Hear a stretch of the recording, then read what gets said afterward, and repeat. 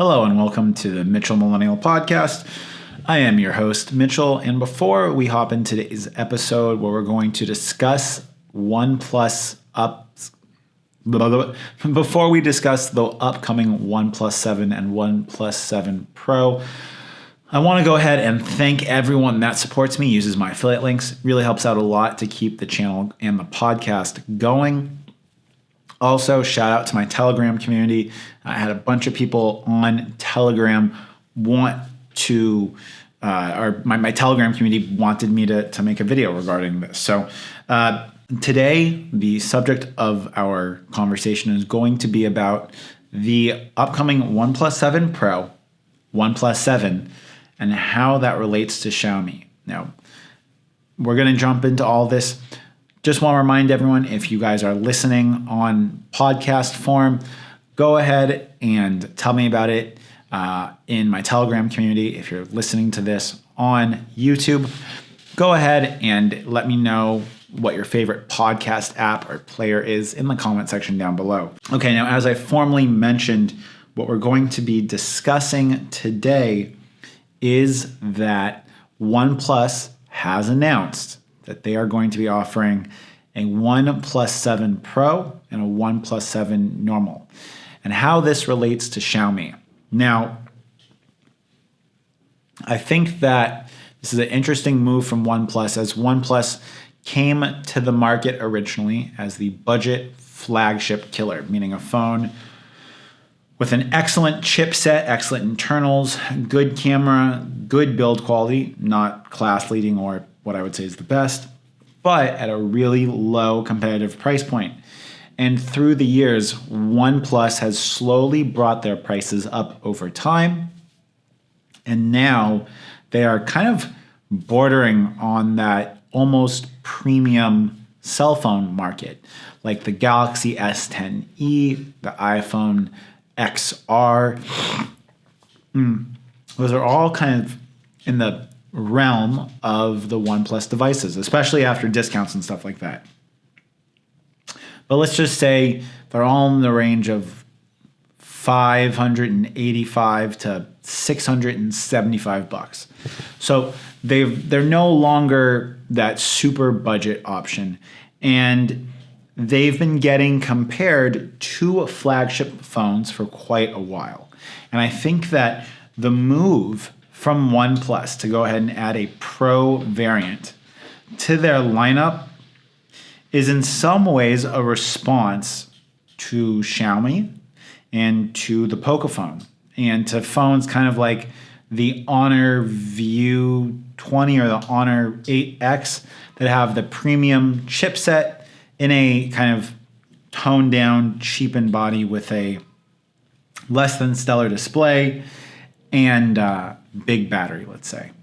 Because after Xiaomi launched the Pocophone F1, a lot of people, especially in the Indian market, which is one of the most highly competitive markets right now and one of the biggest growing markets, a lot of people were getting Pocophones over the OnePlus device, whereas prior, OnePlus kind of was a premium flagship for the masses in India. And now that they're bringing out a Plus variant, it's going to be interesting to see at what price point they bring this Plus variant. And then on top of that, what are they going to do to delineate the Plus variant, or the Pro variant, of the OnePlus 7? What are they going to do to delineate the Pro variant from the normal variant? Are we still going to see a premium chipset? Are we going to see just less cameras and a cheaper build? In my opinion, if I had to go ahead and predict the future, which at least for the Redmi Pro / Pocophone F2, I've been pretty accurate about in regards to predicting the future. I think OnePlus will give us like last year's camera, a Snapdragon 855, a plastic build, a big battery, an LCD display, and maybe a 3,500 milliamp hour battery, whereas the Pro model will have a triple camera, possibly a bigger battery or the same size battery, but an AMOLED display, water resistance, and so on. And to me, what this says is that OnePlus is worried and is aiming their devices squarely at Xiaomi. And to some extent Huawei, but definitely at Xiaomi.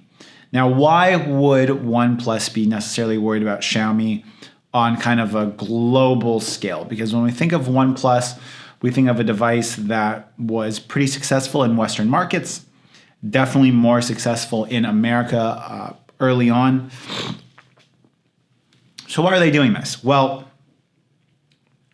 right now we see Xiaomi making a really big push towards Western markets, especially Europe, and we are now seeing Xiaomi kind of try to move into America a little bit. And America is a big market, but more importantly than not, the American market kind of in some ways dictates where companies go with smartphones and where companies go in regards to the design or kind of the aspirational smartphone market. And I think OnePlus is doing this because they want to cut Xiaomi off, at least in Western markets, before Xiaomi can really get a strong or a stronger hold there. And also it's important to keep in mind that OnePlus is a subsidiary of Oppo. And Oppo, at least in China, is looked at as like a selfie powerhouse, camera first, specs kind of last device. And a lot of the Oppo phones are not necessarily economically minded if you look at their kind of price to performance ratio, whereas Xiaomi is very price to performance ratio. And so if anything, I think that OnePlus bringing a Pro variant and then a normal OnePlus 7 variant to the market is Oppo's way of trying to kind of infiltrate and give the mid-range more competition. Because as of right now, we have Oppo phones that are priced pretty high with kind of less than stellar specs. At least that's what I've gathered from watching C4 eTech review videos on a lot of these Oppo devices, because I'm not really an Oppo fan for many reasons. But I think that Oppo is using OnePlus as a kind of Trojan horse or a way of expanding into these other markets with a near stock Android experience, with kind of the brand reputation of being enthusiast minded. And that's something I want to hit on. Like, let's get a little water in here. If we look at the strategy that Xiaomi has taken with marketing and with their brand, Xiaomi as a company, as a brand name, is very much an enthusiast name. And that's why a lot of kind of the Xiaomi growth has been so organic. When you create devices with such a high value proposition, your users kind of become your salesmen. And so because of this, the people that are informing other new potential customers about Xiaomi products are Xiaomi enthusiasts that really like their products. So it makes sense for OnePlus to use OnePlus evangelists to spread the gospel of the OnePlus name. And I think that's a pretty smart move. The thing that I'm worried about is kind of what we see right now with Xiaomi. And what we're seeing right now with Xiaomi is kind of brand confusion in regards to like the product lineup.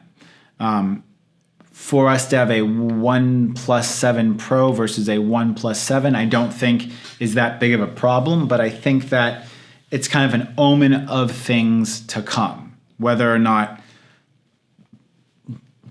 we're going to see OnePlus enter the mid-range market with a non-flagship chipset is yet to be seen. Personally, I don't see OnePlus necessarily doing that, but I think that they might have some inconsistency in regards to what markets they bring their Pro models to versus non-Pro models. The more tech savvy user base is more likely than not going to be going after the Pro model. But because OnePlus is now in physical retail stores in the United States, they need to price devices accordingly, because the cost of doing an online sale versus an offline sale is drastically different. And C4E Tech did a great video about that. Now, do I think this is going to necessarily affect Xiaomi? No, not in the least bit. While I understand that OnePlus is trying to take a bite out of the Poco market, the Redmi market, and give us budget flagship spec devices, I truly do not see it being of any threat to Xiaomi, and this is why. Xiaomi enthusiasts kind of fall into two categories. We have Xiaomi enthusiasts that like the brand and like their phones because of the stable firmware updates, because of the great value to performance ratio. And then we see another side of Xiaomi buyers, at least on the phone side, that like their devices because of their bootloader unlocking policy. And while OnePlus does offer a similar policy, and you can unlock the bootloader pretty easily of OnePlus devices, the people that buy Xiaomi products because they like to modify the firmware, I think, are still going to purchase Xiaomi products because they like to modify the firmware. I don't see necessarily OnePlus taking business away from Xiaomi. And if anything, I think that the fact that OnePlus is trying to bring a cheaper phone to market, it might hurt some people that are comparing the two devices, right? Simply because there's more products in the Xiaomi catalog that users can recommend friends than there is in the OnePlus catalog. So for me to suggest for someone to go get a OnePlus 7 versus a OnePlus 7 Pro, I don't have any other OnePlus products to necessarily advise with it. The next thing I want to touch on really quick is price, and that is something that OnePlus will not be able to compete with Xiaomi with, because Xiaomi subsidizes a lot of their devices with advertising. Now, this is good and bad. It's good because you get devices as cheap as possible.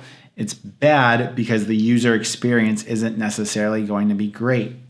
And this is something that I think will be a sore spot for Xiaomi moving into more westernized markets, because we're going to be less tolerant of advertising in Xiaomi devices. But overall, I think that competition in the marketplace is a good thing. I think that the OnePlus 7 Pro or OnePlus 7 should be a great competitor to the Xiaomi Mi 9, which by and large right now, the Xiaomi Mi 9 is some of the best bang for your buck, best user experience possible that you can get on a device south of like $500. So if OnePlus is going to be bringing a similar experience to the market at that price point, I would be interested in buying it. And I want to know what you guys would think. If you would leave Xiaomi to go to OnePlus, let me know in the comment section down below. I know this was a bit of a longer, rantier podcast, but I just wanted to kind of examine this idea of having OnePlus versus Xiaomi in the smartphone marketplace and get the reaction from you guys. So I want to know what your reaction is. If you're listening to this in audio form, join my Telegram community. We got links in the description. If you're watching this on YouTube, go ahead, let me know in the comment section down below. Till next time, it's been Mitchell coming to you from Hanoi, signing out.